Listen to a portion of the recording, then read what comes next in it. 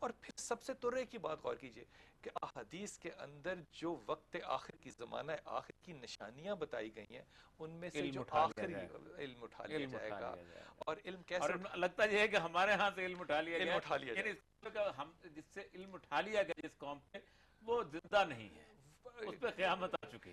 میں سمجھتا ہوں کہ ہم اس وقت بھی زومبیز کی طرح چل رہے ہوتے ہیں، بالکل کیونکہ ایک نظام میں ہم پڑ نظام چکے تو ہم چل رہے ہیں، ورنہ اب کوئی وہ ایسا معاملہ رولر اس کوسٹر سائیکل چل کی رہا ہے، وجہ اس سے کے اندر ہم بیٹھے ہوئے ہیں، وہ سارا سائیکل کی کچھ وجہ سے چل رہے ہیں. اصل چیز بالکل نہیں جا بالکل بالکل. سکتی. اب یہ سارے معاملے کو اگر آپ اس سادگی سے دیکھیں کہ اگر آپ نے اپنی ذات کو شناخت کرنا ہے تو بنیادی طور پہ آپ تقسیم علم کرنے کے حوالے سے کبھی سوچ سکتے بھی نہیں ہیں.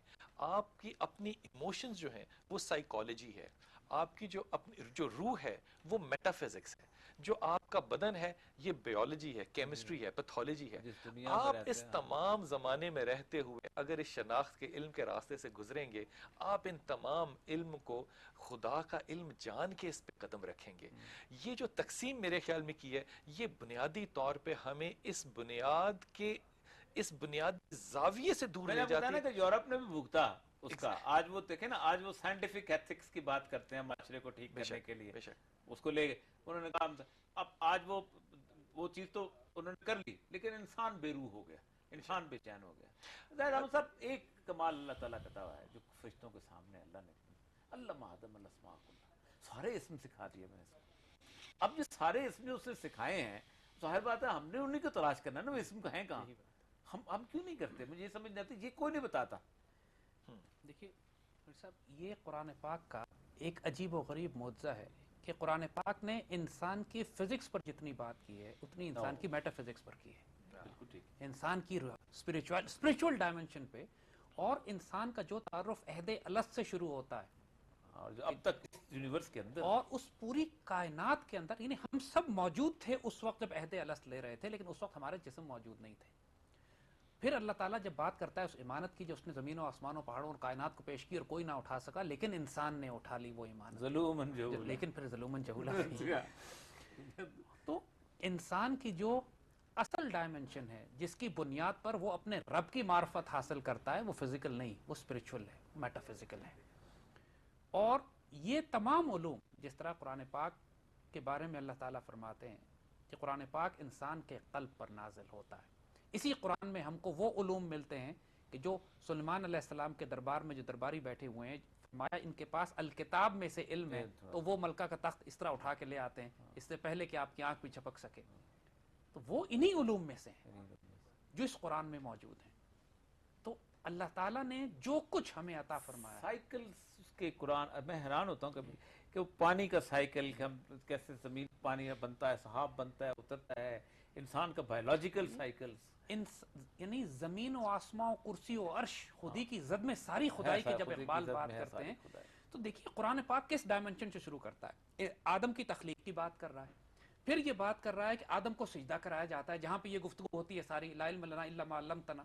پھر ان کے بعد حوا کی تخلیق ہوتی ہے، پھر کہا جاتا ہے اب تم جنت میں جاؤ، اس کے بعد جنت میں جا کے پھر، یعنی جس ڈائمنشنز کا اللہ تعالیٰ ذکر اور کر بلکہ رہا ہے یہاں تو وہ کہتا ہے مستقرن و متان الہی، ایک ایک وقفے چھوٹے کے سے لیے پیریڈ کے لیے جا رہے ہیں ہم آپ، جا رہے ہو. چھوٹے سے تم پیریڈ. اصل جو انسان کی زندگی ہے وہ پیدا ہونے سے پہلے اور مرنے کے بیچ بعد میں ہے، کاٹ دیے یہ نا تو بیچ کا ایک پیریڈ ہے چھوٹا سا. تاکہ تو یہ کیسے ممکن ہے کہ انسان کو اللہ تعالیٰ نے وہ ساری ڈائمنشن، زمینی اگر میں اپنے قدم پھیلا بھی لیتا ہوں کہتے ہیں لیکن آسمان میں فرق کہاں ہے؟ اصل انسان، الانسان الکامل جس کی ڈیفینیشن خود انسان کامل کی ڈیفینیشن دیتے ہیں، ڈیفینیشن ایک ایسے سپرمین کی ہے، ایسے انسان کی ہے کہ جب خلیفۃ الارض بنتا ہے ان تمام صلاحیتوں کے ساتھ بنتا ہے، غفاری غفاری جبروتی کہاری غفاری غفاری قدوسی قدوسی جبروت ہوتی ہیں. پاکیزہ ہونا چاہیے. اور وہ جو قابل کراتا ہے لیکن حقیقت میں ہے قرآن. قرآن. تو جو ریالٹی ہے انسان کی وہ اس قدر انٹینس اور ایمنس ہے کہ اصل میں جو فقراء اور اولیاء صاحب نظر صاحب بصیرت لوگ فرماتے ہیں کہ یہ پوری کائنات جو آپ کو نظر آتی ہے وہ عالم سر ہے، عالم کبیر انسان کے وجود میں ہے. میٹا فزکس کی بات، میٹا فزکس کو بھی ہمارا میدان ہوتا تھا، میدان عمل ہوتا تھا، بلکہ انٹیوشن کو آگے لے کے دنیا پوری اب اس بات پہ آگے ہوئی ہے کہ انسان بنیادی طور پر یہ ایک انر سیلف ہے. تو وہ یہ کرتے ہیں کہ وہ انسان کے ارد گرد جو اور ہے اس کی تصویریں تک کیمرے سے کھینچ لیتے ہیں بلو اورا جو کبھی صوفیاء ہمارے کہا کرتے تھے کہ جو جتنا پاکیزہ ہوگا اتنا سفید اورا ہوگا، جتنا شیطنت کی طرف ہوگا. اب سائنس جو ہے وہ اور میٹا فزکس کے سارے میدانات جو ہیں یہ ہمارے میدان ہوتے تھے جن کو 1000 سال کے بعد ان لوگوں نے جہاں تک اس میں شاہ صاحب آپ کی اجازت سے جملہ عرض کروں، میرے ذہن میں ایک جملہ آ گیا کہ یہ جو میٹا فزکس کی اور یہ بات کریں نا، یہ جو دعا ہے اگر میں آج مانگ رہا ہوں اور واقعہ پیش ہو چکا ہے تو آپ یہ سوچئے کہ یہ سائنس نے ہمیں بتایا ہے کہ سپیڈ کی لائٹ سے اگر کوئی چیز چل رہی ہے تو اس وہ رفتار جو ہے ہم اسے کاپی نہیں اگر وہ سپیڈ سے ڈبل سپیڈ ہوگی نا، لائٹ کی سپیڈ سے ڈبل ہو گئی، 186 سے ڈبل ہو گئی ہے وہ، تو بنیادی طور پہ ٹائم اس کے لیے فریز نہیں ہوتا، وہ ریورس آرڈر میں چلا جاتا ہے. سپیڈ آف لائٹ پہ وہ سٹے کرے گا، ڈبل پہ وہ ریورس میں جائے گا. اس کا مطلب دعا کا یہ اثر ہو سکتا ہے کہ میں خدا کے ساتھ اگر ایک رابطہ کر رہا ہوں تو سپیڈ کی ڈبل لائٹ سے جا رہا ہے تو وہ میرا سارا کا سارا معاملہ ہے وہ ری رائٹ ہو رہا ہو اور یہ ریشنیلٹی نہیں بنتی ہے.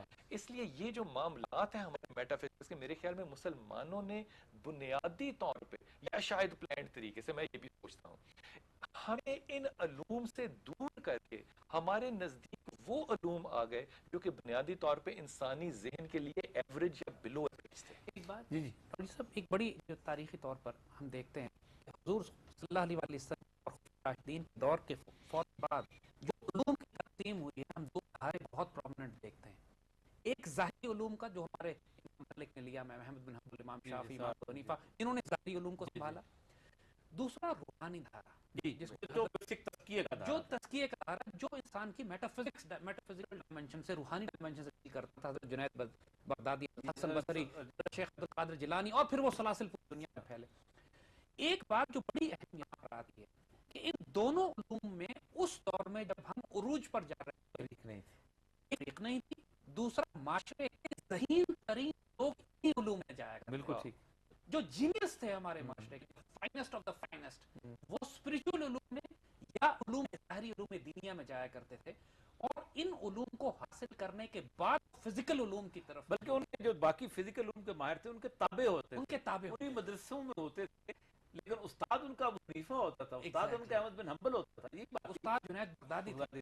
یعنی ان علماء نے، ان فقراء اور ان اولیاء اللہ نے ایسے ایسے علوم پر بات کی ہے کہ آج کی فزیکل سائنس عقل دنگ رہ جاتی ہے کہ ان لوگوں نے یہ باتیں کی. سیدنا علی رضی اللہ تعالیٰ عنہ نے، آپ امام بھی ہیں فقہ کے بھی اور امام آپ روحانیت کے بھی. سیدنا علی، ایک لکڑی جل رہی ہے جگہ پہ، تو کسی نے کہا لکڑی جل گئی، آپ نے فرمایا جلی لکڑی نے تو صرف شکل بدلی ہے، جلی تو آگ اور ہوا اور پانی. تو وہ پوری اس وقت یہ ڈائمنشنز کس کو معلوم تھے، اور یہ علوم اس وقت سے چل پڑے. اب انرجی کنزیوم ہو رہی ہے، matter can not be destroyed, it only changes its form. تو یہ سارے یہ آئنسٹائن 200 سال کی جو پوری سائنس تھی اس نے وہ کہتی تھی کہ matter is composed of individual particle called atom.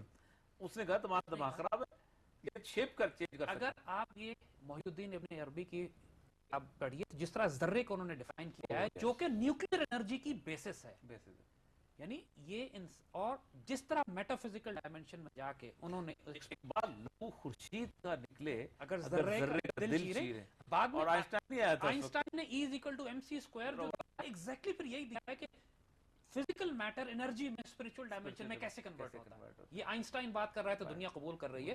مجھ سے پہلے کئی 100 سال پہلے مسلمان ہمارے جو صاحب نظر، صاحب بصیرت علماء تھے وہ یہ باتیں کر چکے تھے.